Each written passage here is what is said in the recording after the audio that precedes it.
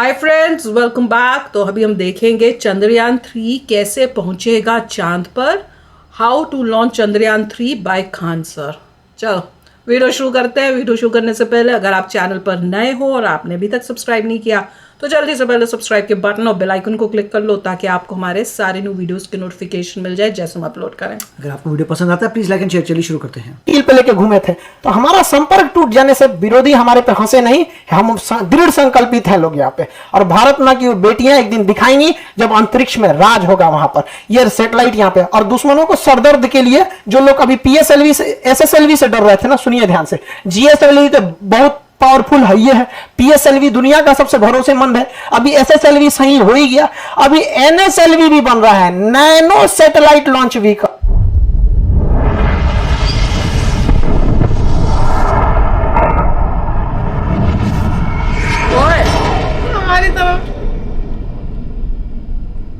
तो जो सैटेलाइट बनाया गया था, तो सैटेलाइट बनाना में ज्यादा टेक्नोलॉजी लगती है, लेकिन उससे भी ज्यादा टेक्नोलॉजी लगती है रॉकेट बनाने में। क्योंकि सैटेलाइट भारत ने 1975 में ही आर्यभट्ट बना लिया था, लेकिन खुद छोड़ नहीं पाए थे तो रूस को कहते तो उसने अपने रॉकेट से छोड़ा था।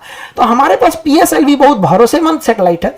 यह रॉकेट है, यह अब तक 50 सफल अभियानों को कर चुका है, बहुत बेहतरीन है। मंगलयान से लेकर ये सब ने बहुत बड़े बड़े सफल कारनामे किए। लेकिन इसके जगह पे कॉस्ट बचाने के लिए इसमें स्मॉल सैटेलाइट लॉन्च व्हीकल हम लोगों ने नया बनाया था और ये बहुत बेहतरीन था। इसने काम भी बहुत अच्छा किया। इसके देखेंगे तो इसके 4 स्टेजेस हैं, मेनली 3 स्टेज है। सबसे बड़ा स्टेज जो है पहला स्टेज है, इसके बारे में पहले समझते हैं। इसकी लंबाई 34 मीटर है, व्यास जो इसकी मोटाई है वो 2 मीटर है, 120 टन खुद इसका भार है। तो अपना भार है, लेके कितना जाएगा तो 500 केजी के सैटेलाइट को लेके चला जाएगा। आजकल 500 केजी में बहुत बेहतरीन सैटेलाइट बन जाएंगे।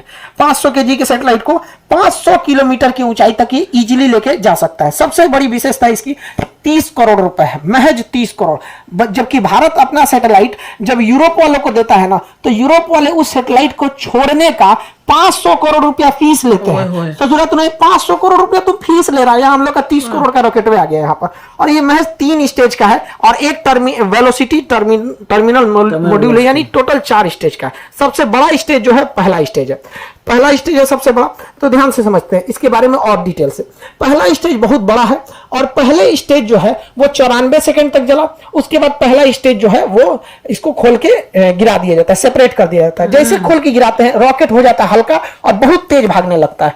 तो क्वेश्चन भी पूछता है कि जैसे जैसे रॉकेट अंतरिक्ष की ओर जाता है उसकी स्पीड क्या होती है, तो बढ़ते जाती है। रीजन 2 है, एक ये अपने कुछ स्टेजेस को नीचे सेपरेट करके गिरा देता है जिसकी वजह से हल्का हो जाता है। दूसरा, जितना पृथ्वी से दूर जाइएगा पृथ्वी के खींचने की अर्थात गुरुत्वाकर्षण शक्ति कम हो जाती है। तो एक तो शक्ति कम हो गई, दूसरा भार कम हो गया, इस वजह से तेज भागता है। दूसरा स्टेज जो था वो 113 सेकंड तक चला था। तीसरा स्टेज जो था वो 106 सेकंड तक चला था। यहां तक में कोई प्रॉब्लम आई थी चौथे स्टेज में। अब यहां थोड़ा ध्यान से समझिएगा, ये तीनों स्टेज में ना सॉलिड ईंधन का प्रयोग किया जाता है। जैसे दीपावली के रॉकेट में जो ईंधन भरा जाता है ना, बारूद, सॉलिड होता है, वो एकदम ठोस होता है, बारूद भर दिया जाता है। वैसे इसमें सॉलिड फ्यूल का यूज किया था, यानी बारूद भरा गया था। इसमें एक बार आग पकड़ लिया ना तो आपके कंट्रोल में नहीं रहेगा, ना ही आप इसे स्टॉप कर सकते। तो सॉलिड इंजन की खराबी, पावर तो तगड़ा देते हैं सब, लेकिन इन्हें आप कंट्रोल नहीं कर सकते। तो इसरो कितना दिमाग लगाया, जब सीधे ऊपर भेजना था तो लगा दिया तीनों में सॉलिड इंजन। और ये सॉलिड इंजन जो होता है इसमें जो सॉलिड फ्यूल यूज किया जाता है HTPB, ये फुल फॉर्म एग्जाम में पूछता है, HTPB हाइड्रोक्सिल टर्मिनेटेड पॉलीब्यूटेराइन। ये इसमें यूज होता है HTPB ईंधन के रूप में, इसे कंट्रोल नहीं किया जा सकता। तो ये तो चौथा, अब लास्ट स्टेज एकदम छोटा सा था, एकदम छोटा सा था, उसे महज 20 सेकंड के लिए बनाया गया था चौथे स्टेज को। उसका नाम होता है velocity trimming module, VTM, velocity trimming module. यहीं से गड़बड़ चालू हो गया। इस ससुरा को चलना था चौथा स्टेज को 20 सेकंड के लिए, चला 21 सेकंड के लिए। 1 सेकंड के लिए चला तो क्या हो गया कि ये सर्कुलर के जगह इलिप्टिकल पाथ पर चला गया। जाना चाहिए था गोल, चल गया अंडाकार में, क्योंकि इसका काम होता है स्पीड को बढ़ा घटा के पाथ को मेंटेन करना, जिस वजह से इसका डाटा लॉस हो गया और ये प्रशांत महासागर की ओर गिर जाएगा। यहाँ पर ये इलिप्टिकल नहीं हो पाया था। यहाँ पे लास्ट स्टेज में देखिए जो वेलोसिटी ट्रिमिंग मॉड्यूल होता है वो इन सैटेलाइटों को लॉन्च करने के टाइम उनका एंगल डिसाइड करता है, किसको कितने एंगल पे छोड़ना है। मल्टीपल सैटेलाइट्स को कितने एंगल पे किसको कितना घुमाना है, यहीं पर डाटा लॉस हो गया। ये सारा चीज अपने समय सही से चल रहा था, यहाँ पे क्या हो गया, डाटा लॉस हो गया। 20 सेकंड की जगह पे 1 ही सेकंड फायर हुआ। इसका मतलब पूरा रॉकेट सही है, कोई दिक्कत नहीं है, बस ये ट्रिमिंग मॉड्यूल में दिक्कत है, एंगल गड़बड़ा दिया था। देखिए एक चीज ध्यान से समझिएगा, जो सैटेलाइट उपग्रह जो होते हैं पृथ्वी के करीब घूमते हैं उन्हें सर्कुलर पाथ पर घूमना पड़ता है, और जो दूर घूमते हैं उन्हें इलिप्टिकल पाथ पर घूमना पड़ता है। तो गलती से इसे जाना चाहिए था सर्कुलर पे, चल गया इलिप्टिकल पे, जिस वजह से ये क्या हो गया, गड़बड़ हो गया अपने ट्रिमिंग फेज में। इसलिए देखेंगे लास्ट फेज में बस ये 20 सेकंड के लिए यही बच गया था, जिस वजह से ये फेल कर गया था। हालांकि लेकिन कोई बात नहीं, हम लोग अगली बार फिर तैयार करेंगे। पहला लॉन्च जो था वो तो PSLV का भी फेल हो गया था, पहला लॉन्च GSLV का भी फेल हो गया था। सचिन तेंदुलकर भी अपने पहले मैच में कहा कोई अच्छा परफॉर्म कर पाए थे, लेकिन ऐसा तो नहीं है कि आगे नहीं किए थे, बेहतरीन काम किया था इस सैटेलाइट में। लास्ट में थोड़ी सी सेंसर खराबी की वजह से ये गड़बड़ हो गया था ट्रिमिंग के समय में। हालांकि इस रॉकेट ने बहुत ही बेहतरीन ढंग से कार्बन लाइन को पार कर गया था। कार्बन लाइन क्या होता है, ध्यान से समझिएगा। पृथ्वी से वह ऊंचाई जिसे आप अंतरिक्ष मानते हैं, उस ऊंचाई को ही हम कार्बन लाइन कहते हैं।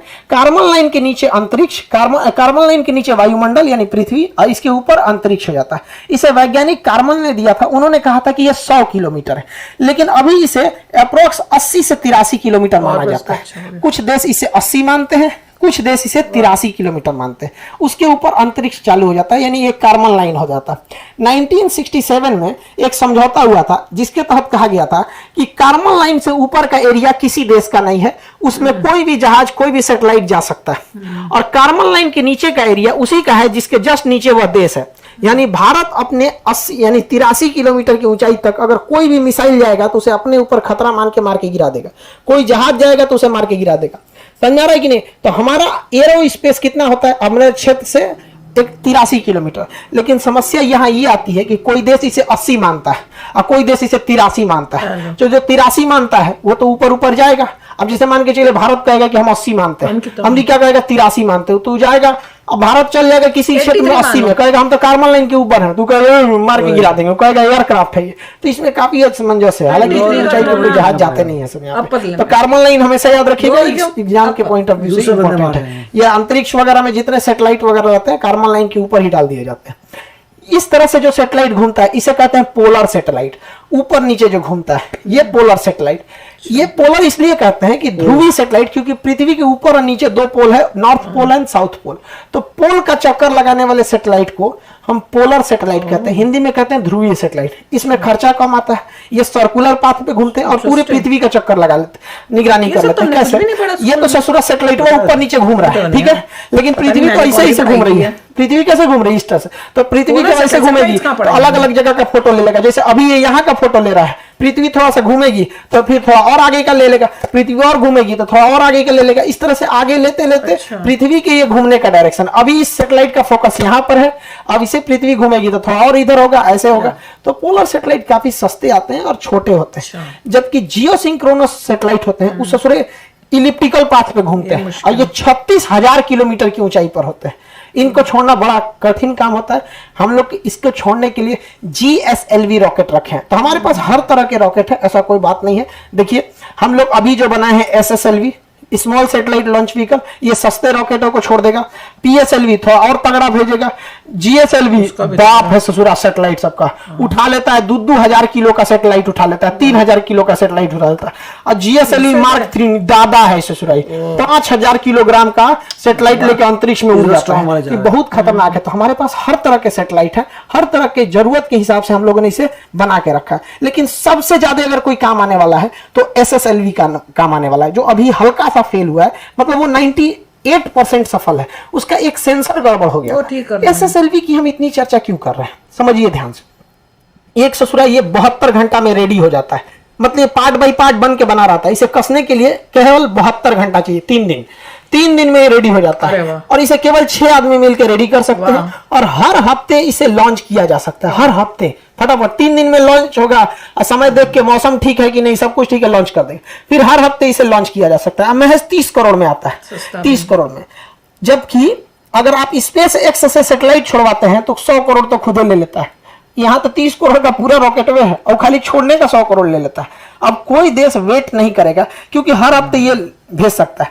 जबकि हमारे पास जो PSLV और GSLV है, इनकी खराबी समझिए, एक तो सबसे इनको रेडी करने में 3 महीना लग जाता है, और दूसरा ये सस्ते 30 करोड़ के नहीं 200 करोड़ के, और GSLV को तो रेडी करने में 4 महीना लग जाता है। यानी अगर किसी को सैटेलाइट से लॉन्च कराना है हमारे GSLV से, तो 4 महीने की वेटिंग लिस्ट है। आपको किसी ट्रेन में 4 महीने का वेटिंग मिलेगा तो ट्रेनें छोड़ देंगे उसको। तो इसमें 3 महीना, इसमें 4 महीना, इसका खुद का खर्चा 400 करोड़ है, तो ये तो पैसा भी लेता है ज्यादा। इसी वजह से आज के समय मॉडर्न टेक्नोलॉजी है। मॉडर्न टेक्नोलॉजी में हर चीज छोटा होते जा रहा है। पहले शादी ब्याह में कैमरा करने वाला इतना बड़का कैमरा लेके आता था, अभी नॉर्मल कैमरा आ गया है। तो हर चीज अब छोटी होती जा रही है, हल्की होती जा रही है, और काम पहले से 5 गुना कर रही है। इसलिए अब भारी भरकम रॉकेट की जरूरत नहीं है। अब हम लोग छोटे रॉकेट से भी काम चला लेंगे, अब इतना भारी भरकम रॉकेट की जरूरत नहीं है। तो हम लोगों का मेन फोकस है SSLV पे, और ये पूरी दुनिया में राज करेगा। और इससे ज्यादा, सबसे ज्यादा दिक्कत होगा किसको, तो SpaceX को। बहुत ज्यादा उसको सैटेलाइट छोड़ने की जरूरत है। तो हमारे यहाँ विदेशी ग्राहक बहुत आते हैं कि हमारा सैटेलाइट छोड़ दो, क्योंकि आपका रॉकेट बहुत सस्ता है, हमें सस्ता पड़ता है। तो हम लोग के पास एक पहला लॉन्च पैड था केरल के थुम्बा में, उसका नाम था विक्रम साराभाई प्रक्षेपण केंद्र। तो ये विक्रम साराभाई था। हालांकि हम सबसे ज्यादा यूज करते थे आंध्र प्रदेश में सतीश धवन प्रक्षेपण केंद्र। तो सतीश धवन प्रक्षेपण केंद्र में हम लोगों ने 2 लॉन्च पैड बना रखे थे, 2 लॉन्च पैड बना दे। इसी से GSLV को भी लाते थे। देखिए, ब्लैक कलर का जो होता है वो GSLV होता है, रेड कलर का जो होता है वो PSLV होता है। तो इसी में एक में GSLV बना दिए, एक में PSLV। तो हमारे पास सतीश धवन प्रक्षेपण केंद्र में एक और था। अभी हम लोग एक चेन्नई में और बना रहे हैं। चेन्नई में अभी इसमें प्लान चल रही है, जैसे हो जाएगा हम आपको बताएंगे। नीचे बनाया जा रहा है। तो हमारे पास टोटल अब 3 लॉन्च पैड होने वाले हैं। यार क्या कमाल की इन्फॉर्मेशन थी। मैं तो यही सोचती रह गई, भैया मैंने तो ये सब पढ़ा नहीं है, तो कह रहे पढ़ा था, पता नहीं भैया आप लोगों को पढ़ा है। मैंने तो कभी सैटेलाइट्स के मेरे को तो कोई याद नहीं है। मैं तो बिल्कुल आ गई यार, मैं पढ़ाई में बहुत अच्छी थी, इसलिए मत सोचो कि मैं सोती थी क्लास में। अगर मुझे नहीं पता, मतलब वे नहीं पढ़ाया गया था। ये पता नहीं कौन से स्कूल में गए हैं, कौन सी सैटेलाइट्स के बारे में पढ़ाते हैं। मुझे तो नहीं पढ़ाया भाई। बताओ आप लोगों को पढ़ाया गया है? सब लिखो ना, नहीं तो मेरी नाक कट जानी है भैया। आपने बुक्स देख लीजिए, आपकी बुक्स में सैटेलाइट्स में जाइए, वहाँ पे देखिए कौन सी क्लास में पढ़ाया था? ज्योग्राफी वगैरह में। कौन सी क्लास, मतलब कौन सी ग्रेड में? ग्रेड में 6-7 में पढ़ा होगा, उससे पहले पढ़ा होगा। मैं तो पक्का बोलूं, मेरे को तो नहीं पढ़ाया था भैया। मेरे को पता होता, नहीं तो ये सब मेरे को तो याद है कोई नहीं। मैंने तो सैटेलाइट्स का ही नहीं यार कुछ याद की कुछ पढ़ाया हो। पर दिस इज रियली इंटरेस्टिंग कि भैया ब्लैक वाली कौन सी होती है, रेड वाली कौन सी होती है, फिर किस लेवल की है, स्मॉल, उससे थोड़ी बड़ी, फिर उससे बड़ी, और फिर ह्यूज वाली।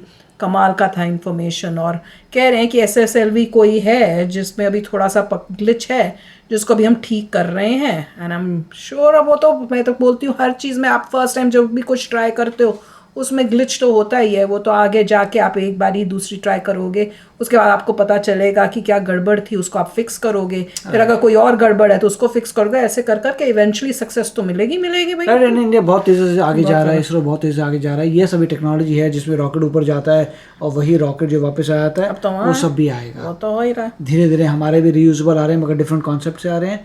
So everything is gonna be great. और ये जो है तहलका मच जाएगा एक बार चंद्रयान 3 जो है यार लैंड हो जाए, तहलका मच जाएगा। फिर तो भाई हम लोग रेस में आगे निकल गए। कहने को तो नंबर में 4th होंगे, बट इन रियलिटी हम बहुत आगे जा चुके हैं, क्योंकि हम सब कुछ हमने खुद किया है बिना किसी हेल्प के। बिल्कुल, बहुत अच्छा। और हमने एक नया वे से किया है, और हमने जो वे किया है वो बहुत सस्ता, कहते हैं ना सस्ता काम किया। वो मेन है कि इतना सस्ता काम कोई सपने में भी नहीं सोचता। जिसकी एक मूवी बन जाती है, उस मूवी में हम अगर स्पेस में कर रहे हैं, वो एक बहुत ही अमेजिंग कमाल की बात है। ये रियलाइज करना चाहिए सबको। तो चलो फ्रेंड्स, चलते हैं, मिलेंगे नेक्स्ट वीडियो में बहुत ही जल्द। Till then take care and bye bye. तो अगर आप मेरे इस चैनल पे नए हो तो जल्दी से सब्सक्राइब के बटन को हिट करो और बेल आइकन को क्लिक करो, ताकि आपको मेरा जब नया वीडियो मैं लगाऊं आपको उसके बारे में जल्दी से पता चल जाए।